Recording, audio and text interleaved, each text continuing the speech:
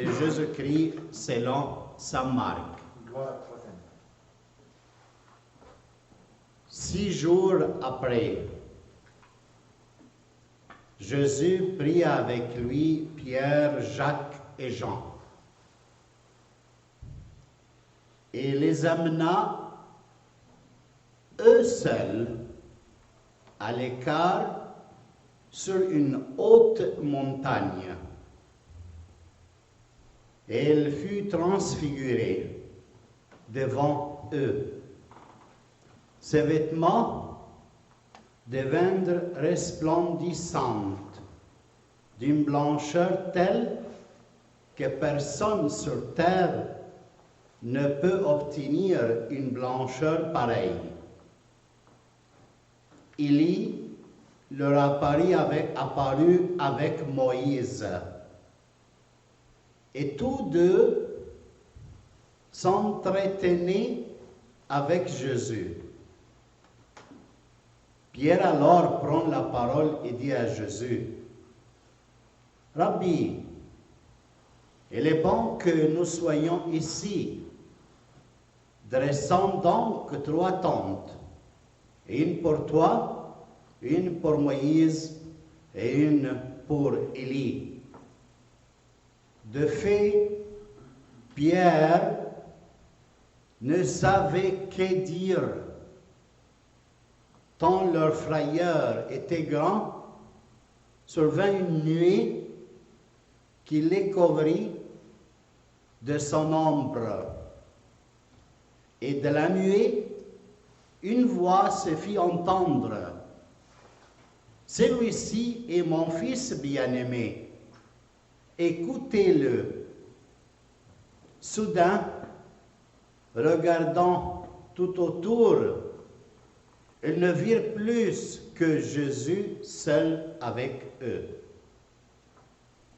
Ils descendirent de la montagne et Jésus leur ordonna de ne raconter à personne ce qu'ils avaient vu, avant que le Fils de l'homme soit ressuscité d'entre les morts. Ils restèrent fermement attachés à cette parole, tout en se demandant entre eux ce que voulait dire ressuscité d'entre les morts. Acclamons la parole du Seigneur. Asseyez-vous. Alors, bienvenue. Notre rendez-vous de la semaine, dans la Pâque de semaine, l'Eucharistie. C'est un rendez-vous très important pour notre vie, surtout aujourd'hui, ce soir, pour nous tous qui sommes ici. Pourquoi? C'est la deuxième dimanche du temps du Noël, Pâques. On va changer cette fois-là. On va faire le carême. Qu'est-ce que tu penses? Ok. Alors, deuxième semaine de carême. Le temps de carême, on a dit l'autre fois que c'est un temps de combat. Contre qui? Les frères? Ta femme, mon mari, ma femme? Contre les démons. Celui qui travaille derrière tout le monde se cache. Il est menteur et astucieux. Et alors, il séduit les proches pour nous infecter. Et nous, on pense que les proches sont les méchants. Et ce n'est pas vrai du tout. Ce sont des fils de Dieu, avec leurs fautes, leurs problèmes, leur caractère, sont fils de Dieu. Soit qu'ils soient. Et l'unique bien qu'on peut voir est que le démon, il a un effet sur eux. C'est pour ça ce soir, cette parole elle vient nous aider. Parce que le Seigneur, il voit notre bataille, notre fatigue, nos besoins.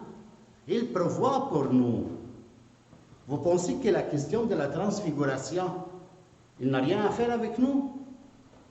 On va voir. Il commence avec quoi là, l'évangile? 6 jours après. Ça, c'est l'évangile de Marc. Nous sommes dans le chapitre 9. 6 jours après ce que se passait, la dernière chose. Et qu'est-ce que s'il avait la dernière chose? Dans le chapitre 8, Jésus posait la question à ses disciples. Il les amenait à Césarée de Philippe, qui aujourd'hui c'est Banias, au nord de Syrie. Et là-bas, il leur pose la question. Qu'est-ce qu'il dit le monde? Qui suis-je? Ils ont répondu, quelqu'un Élie, quelqu'un Jérémie, quelqu'un un des prophètes. Mais après, il approfondit de plus la question. Et pour vous, qui suis-je? Tout le monde en silence, mais Pierre, comme d'habitude, il ne supporte pas le silence, Pierre. Alors il parle et il dit, tu es le Messie. Fantastique. Mais ce n'est pas toi qui as découvert ça, dit le Seigneur à Pierre. Mais c'est mon Père qui est dans le ciel qui t'a révélé. Ce n'est pas de la volonté des sang ni de la chair. Mais après, Jésus dit quelque chose de très fort. Qui veut aller derrière moi? Qu'est-ce qu'il fait? Qui veut de vous me suivre? Il renonce à soi-même.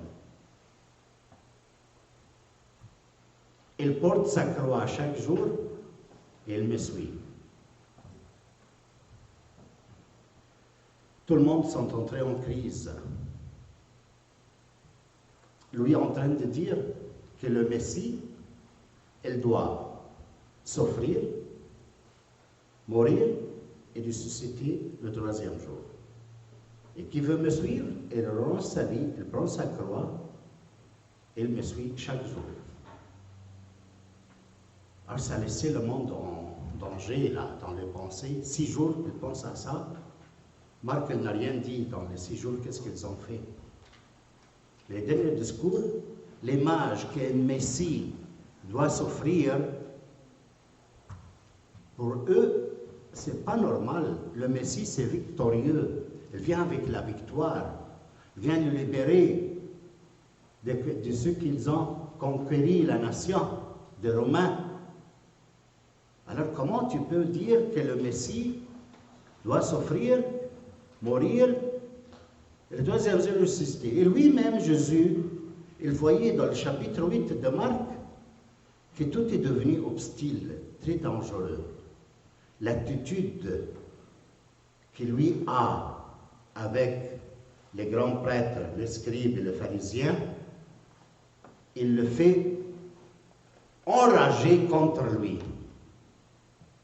En effet, il va faire une chose la prochaine fois, dimanche, il va le faire vraiment sauter contre lui. Et de ce moment-là, il décide une grande décision contre lui. Alors lui, il voyait cette hostilité, cet enragement qu'il y a dans l'autorité juive. Et alors il entre, lui, en crise, mais ma mission, c'est mourir. Ma mission, c'est donner ma vie. L'homme Jésus en train de se questionner. Il doit prendre une décision très importante. Qu'est-ce qu'il fait? Il ne prend pas tous les disciples. Il prend 3 qui sont très proches à lui. Il monte sur le mont Tabor. C'est un mont très beau, mais ouais, alors c'est un peu difficile de monter. Maintenant tu arrives, tu laisses la voiture et tu montes avec une voiture spéciale que tu mènes à la top.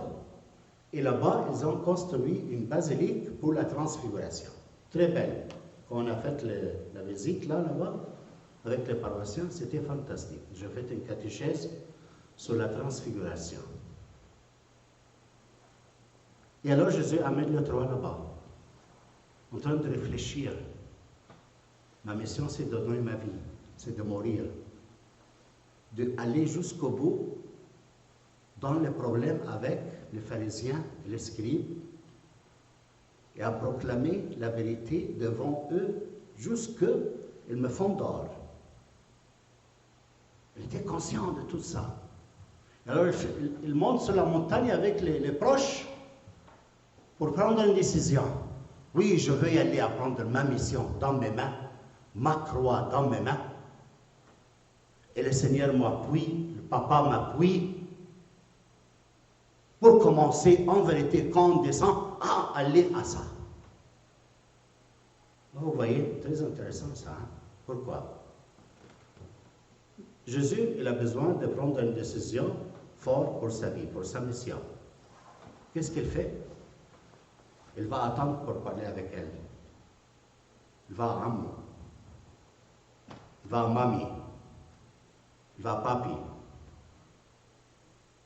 La vérité, il va à Papi. Qu'est-ce qu'il fait? Il fait une retraite. Monte sur la montagne. Et qui a apparu là-bas? Moïse et Élie. C'est-à-dire quoi? L'Écriture, les Saintes Écritures, les prophètes, les livres de prophètes et les Torahs. Il reste là-bas à jaser avec Moïse et Élie. Et il dit ça Marc, ils parlaient, c'est entretenaient ensemble. Ils jasaient ensemble. Sur quoi? Sur son exode, sur sa sortie de ce monde, sur la mission qu'il doit avoir pour sa vie. Alors Moïse et Élie, elle explique dans l'Écriture qui est le Messie. Et lui, il se voit là-dedans. Il embrasse cette mission dans laquelle se trouve dans l'Écriture. Il l'a trouvé soi-même dans l'Écriture. Il est convaincu que Dieu attend de lui cette mission. Et alors, il accepte cette réalité de mission. Et dans ce moment, qu'est-ce qui se passe? Tous ses vêtements deviennent blanches. Il devient lumineux. Il apparaît dans sa gloire. Quand un homme embrasse sa croix et sa réalité, il décide dans son cœur, c'est la volonté de Dieu, je m'en vais là-bas. Il devient lumineux, conducteur de nations, un homme mature. On va aller derrière qui? Dans la société aujourd'hui, selon un homme mature, comme lui, dans lequel il a accepté sa croix, sa réalité, et aller en avant, convaincu que papa veut ça. Convaincu. Alors pour décider quelque chose, on a besoin de cette écriture avec nous, parce qu'on est là-dedans. Et qu'est-ce qu'il nous dit le Père pour notre vie, pour prendre une décision? On ne peut pas rester à réfléchir, faire des pensées humaines comme ci, comme ça. Mais Seigneur, quelle est ta volonté là-dedans? Qu'est-ce que je dois faire? Alors je reste avec l'Écriture. Scrute, cherchez dans l'Écriture, dit le Seigneur. Il parle de moi. Et après, Pierre, il voit cette gloire, cette luminosité, ces blancheurs forts. Il n'est pas capable. Qu'est-ce qu'il fait, Pierre? Il dit n'importe quoi. On va faire 3 tentes, un pour toi, un pour lui, un pour Élie. Quelqu'un qui a décidé d'entrer dans sa réalité, dans sa propre croix et le prendre sur soi-même, Pierre ne peut pas supporter ça dans ce moment. Si tu restes, toi, quand tu pries, 5 minutes et tu vois ça sur la croix, qu'est-ce que tu vois? Un homme en train de donner sa vie gratuitement pour ceux qui le font de mal.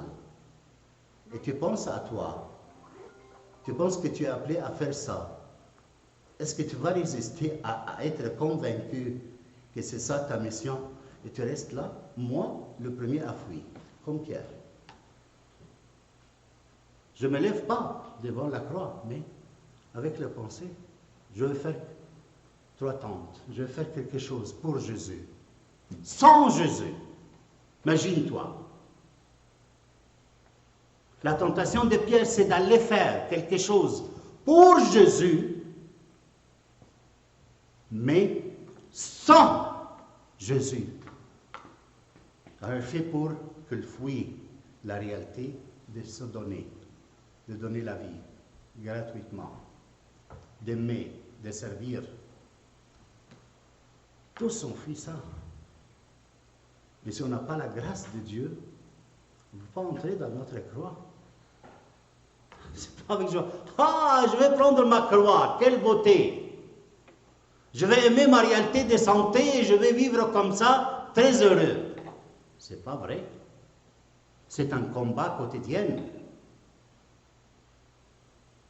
Mais le jour qu'on entre là-dedans, la gloire de Dieu apparaître. Tu commences à devenir un homme avec le spina dorsale, comme on dit. La colonne vertébrale, fort, mature, et les nations te suivent.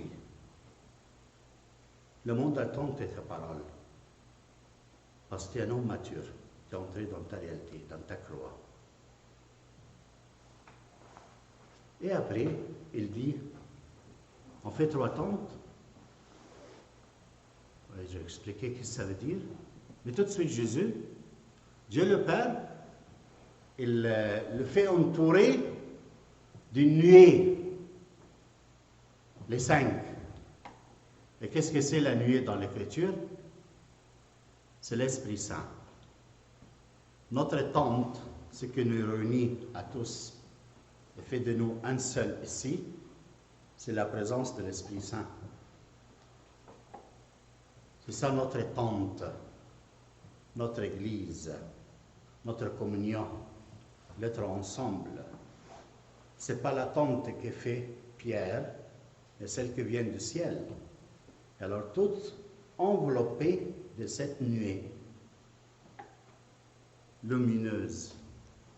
Et dans la nuée qui enveloppe tous les 5, la voix du Père qui dit, « Voici mon Fils bien-aimé,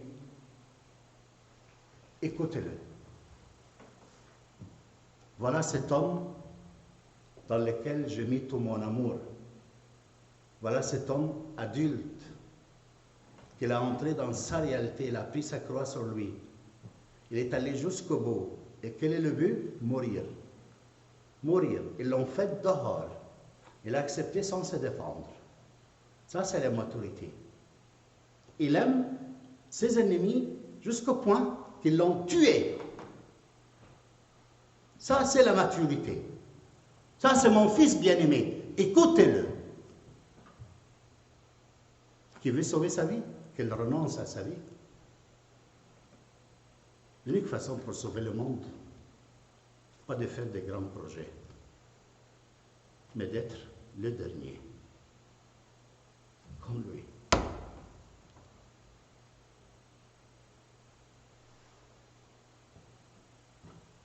C'est qu'est-ce qu'il fait ici? Il sauve en prenant le mal sur lui, sans accuser celui qui le fait de mal. Ça, c'est Dieu. L'attend. Tout le monde l'attend. De moi, et de toi, et de toi, et de chacun de nous. La même chose. Être aimé et servi dans leur méchanceté, dans leur mal, quand ils ont haine contre toi, il attend d'être aimé. Ça, c'est Dieu. Ça, c'est la maturité. Et ça, c'est ce qu'elle fait Jésus-Christ. On va faire la transfiguration. Aujourd'hui, c'est la journée de la transfiguration. C'est-à-dire, il y a un jour pour moi et pour toi où on va être transfiguré. Manifester la nature divine en moi et en toi, imagine. Oui. Pas selon tes compréhensions, pas selon ton projet, pas selon tes forces. Non, selon le don de Dieu. Comment? Écoutez-le. Par l'écoute de Jésus-Christ, on devient ce qu'il est. C'est pour ça qu'il y a les sacrements de l'Eucharistie. On écoute sa parole, on mange son corps et son sang, qu'on puisse devenir comme lui. Chaque Eucharistie, c'est quoi? C'est Jésus qui accepte de se donner gratuitement. Mourir pour nous. Chaque Eucharistie. Ce qui se passait depuis 2000 ans se passe en chaque Eucharistie. Jésus qui est mort, souffre et mourir, ressuscité dans la messe. Il se donne comme manger. C'est pour cela, saint Ignace d'Antioche, il dit, laissez-moi devenir farine par les lions. Laisse qu'il me mange. Je veux devenir farine pour que puisse être mangé comme Jésus-Christ. Et ma mission à moi et à toi, c'est quoi? C'est pourquoi tu as maison, femme, enfant. Pourquoi? Pour te manger. Pour donner ta vie gratuitement, petit à petit. La vie n'est pas pour toi maintenant. Un chrétien ne peut pas faire sa propre vie. Un chrétien fait la vie d'un autre. D'un autre. Il lui dit quoi faire et quand et comment. Et lui, le chrétien, avec l'écriture, il consulte. Quelle est ma mission aujourd'hui? Qu'est-ce que tu me dis aujourd'hui? Jour après jour. C'est pour ça qu'on est dans cet temps de carême. C'est un temps merveilleux de combat où on a un allié comme Jésus-Christ, il nous donne de vaincre. Amen. Amen. Okay.